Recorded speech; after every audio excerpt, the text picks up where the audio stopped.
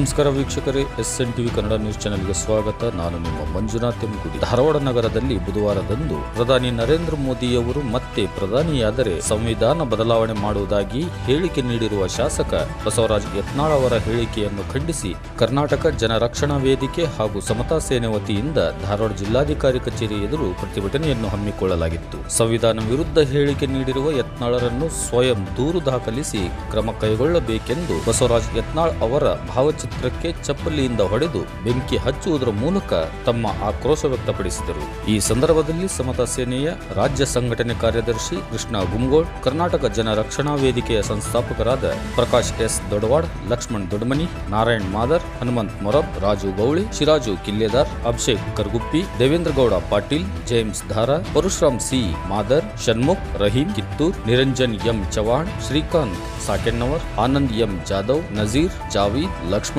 ಇನ್ನಿತರರು ಉಪಸ್ಥಿತರಿದ್ದರು.